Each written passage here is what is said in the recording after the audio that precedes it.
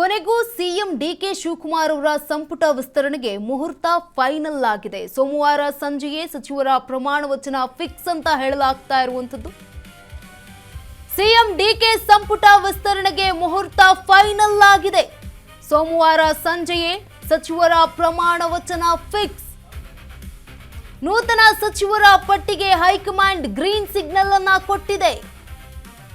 ನಾಳೆ CM DK Shivakumar ಅವರ ಕೈ ಸೇರಲಿದೆ ನೂತನ ಸಚಿವರ ಪಟ್ಟಿ. ಲೋಕಭವನದಲ್ಲಿ ಪ್ರಮಾಣ ವಚನ ಸಿದ್ಧತೆಗೆ ಈಗ ಡಿಕೆ ಸೂಚನೆ. ಇನ್ನು ಕಾಯ್ತಾ ಇದ್ದಂತಹ ಡಿಕೆ ಶಿವಕುಮಾರ್ ಅವರು ಕೊನೆಗೂ ಈಗ ಸಂಪುಟ ವಿಸ್ತರಣೆಗೆ ಮುಹೂರ್ತ ಫೈನಲ್ ಆಗಿದೆ. ಸೋಮವಾರ ಸಂಜೆಯೇ ಸಚಿವರ ಪ್ರಮಾಣ ವಚನ ಫಿಕ್ಸ್ ಆಗೋದು ಗ್ಯಾರಂಟಿ. ನೂತನ ಸಚಿವರ ಪಟ್ಟಿಗೆ ಈಗ ಹೈಕಮಾಂಡ್ ಕೂಡ ಗ್ರೀನ್ ಸಿಗ್ನಲ್ ಕೊಟ್ಟಿದೆ. ಆದರೆ ನಾಳೆ ಸಿಎಂ ಡಿಕೆ ಶಿವಕುಮಾರ್ ಅವರ ಕೈ ಸೇರಲಿರುವಂಥದ್ದು ನೂತನ ಸಚಿವರ ಪಟ್ಟಿ. ಯಾರ್ಯಾರು ಸಚಿವರಾಗ್ತಾರೆ ಅನ್ನುವಂಥದ್ದು ಪಟ್ಟಿ ಸಿಗೋದು ನಾಳೆ. ಲೋಕಭವನದಲ್ಲಿ ಪ್ರಮಾಣ ವಚನ ಸಿದ್ಧತೆಗೆ ಈಗ ಡಿಕೆ ಶಿವಕುಮಾರ್ ಅವರು ಕೂಡ ಸೂಚನೆಯನ್ನ ನೀಡಿರುವಂಥದ್ದು. ಲೋಕಭವನದಲ್ಲಿ ಈ ಒಂದು 18 ಶಾಸಕರು ಏನಿದ್ದಾರಲ್ಲ, ಆ 18 ಶಾಸಕರು ಪ್ರಮಾಣ ವಚನ ಸ್ವೀಕಾರ ಮಾಡ್ತಾರೆ. ಸೋಮವಾರ ಸಂಜೆ ಪ್ರಮಾಣ ವಚನ ಸ್ವೀಕಾರ ಮಾಡೋದಕ್ಕೆ ಈಗೆಲ್ಲ ಕೂಡ ರೆಡಿ ಆಗ್ತಾ ಇರುವಂಥದ್ದು, ಸಿದ್ಧತೆ ರೆಡಿ ಆಗ್ತಾ ಇದೆ. ಹೈಕಮಾಂಡ್ ಕೂಡ ಗ್ರೀನ್ ಸಿಗ್ನಲ್ ಕೊಟ್ಟಿದೆ. ಆದರೆ ಡಿಕೆ ಶಿವಕುಮಾರ್ ಅವರ ಕೈಗೆ ಇನ್ನೂ ಸೇರಿಲ್ಲ ನೂತನ ಸಚಿವರ ಪಟ್ಟಿ. ಯಾರ್ಯಾರು ಈ ಒಂದು ಸಚಿವರಾಗ್ತಾರೆ ಅನ್ನುವಂತಹ ಪಟ್ಟಿ ಇನ್ನೂ ಕೂಡ ನಾಳೆ ಸಿಗುತ್ತೆ. ಸೋಮವಾರ ಸಂಜೆ 4 ಗಂಟೆಗೆ ನೂತನ ಸಚಿವರ ಪ್ರತಿಜ್ಞಾ ವಿಧಿ. ಪ್ರಮಾಣ ವಚನ ಸ್ವೀಕರಿಸಲಿದ್ದಾರೆ 18ಕ್ಕೂ ಹೆಚ್ಚು ಸಚಿವರು. 20 ಸ್ಥಾನಗಳ ಪೈಕಿ 18 ಸ್ಥಾನಗಳು ಭರ್ತಿಯಾಗುವುದು fix.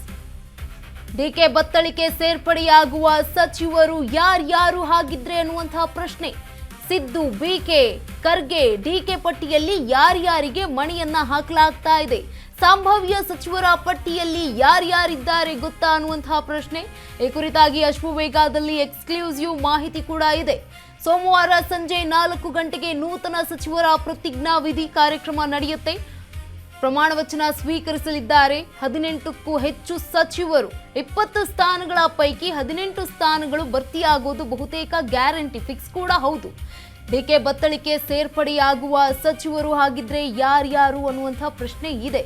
Siddu, BK, Kharge, DK ಪಟ್ಟಿಯಲ್ಲಿ ಯಾರಿಗೆ ಮಣೆ ಹಾಕಿದೆ? ಹಾಗಿದ್ರೆ ಸಂಭಾವ್ಯ ಸಚಿವರ ಪಟ್ಟಿಯಲ್ಲಿ ಮೊದಲು ಕಾಣ್ತಾ ಇರುವಂತದ್ದು ಮಾಂಕಾಳು ವೈದ್ಯ, ಎಸ್ ಮಲ್ಲಿಕಾರ್ಜುನ ದಾವಣಗೆರೆ ಕ್ಷೇತ್ರದವರು, ಲಿಂಗಾಯತ ಸಮುದಾಯಕ್ಕೆ ಸೇರಿದ್ದಾರೆ.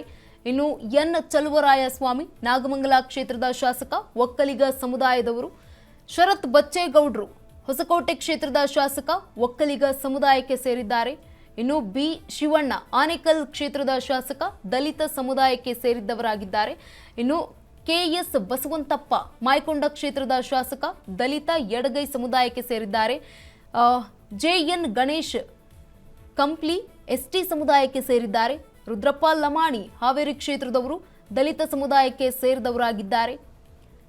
ಎಎಸ್ ಪೊನ್ನಣ್ಣ ವಿರಾಜಪೇಟೆ ಕ್ಷೇತ್ರದವರು, ಕೊಡುವ ಸಮುದಾಯಕ್ಕೆ ಸೇರಿರುವಂತಹ ಶಾಸಕರು. ಬೇಳೂರು ಗೋಪಾಲಕೃಷ್ಣ ಸಾಗರ ಕ್ಷೇತ್ರದ ಶಾಸಕರು, ಈಡಿಗ ಸಮುದಾಯಕ್ಕೆ ಸೇರಿದ್ದಾರೆ. ಬಸವರಾಜ ಶಿವಣ್ಣನವರ್ ಬ್ಯಾಡಗಿ ಕ್ಷೇತ್ರದ ಶಾಸಕರು, ಕುರುಬ ಸಮುದಾಯಕ್ಕೆ ಸೇರಿದವರು. ಶ್ರೀನಿವಾಸ್ ಮಾನೆ ಹಾನಗಲ್ ಕ್ಷೇತ್ರದ ಶಾಸಕರು, ಮರಾಠ ಸಮುದಾಯಕ್ಕೆ ಸೇರಿದ್ದಾರೆ. ಮಾಂಕಾಳು ವೈದ್ಯ ಭಟ್ಕಳ ಕ್ಷೇತ್ರದ ಶಾಸಕರು, ಮೊಗವೀರ ಸಮುದಾಯಕ್ಕೆ ಸೇರಿದ್ದಾರೆ. ಇನ್ನು ಎಲ್ಲಾ ಸಮುದಾಯದ ಒಂದು ಸಚಿವರನ್ನ ಈಗ ಶಾಸಕರನ್ನ ಸಚಿವರನ್ನಾಗಿ ಮಾಡ್ತಾ ಇರುವಂಥದ್ದು. ಎಲ್ಲೂ ಕೂಡ ಈ ಒಂದು ಸಮುದಾಯವಾರು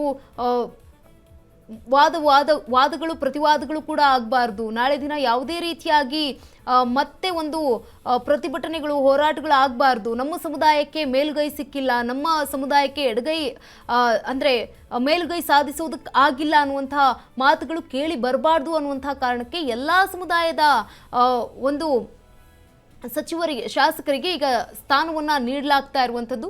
ಲೋಕಭವನದಲ್ಲಿ ಈ ಒಂದು ಪದಗ್ರಹಣ ಕಾರ್ಯಕ್ರಮ ನಡೆಯುತ್ತೆ. ಸಿಎಂ ಡಿಕೆ ಶಿವಕುಮಾರ್ ಅವರ ಸಂಪುಟ ವಿಸ್ತರಣೆಗೆ ಇದೀಗ ಮುಹೂರ್ತ ಫಿಕ್ಸ್ ಆಗಿರುವಂಥದ್ದು.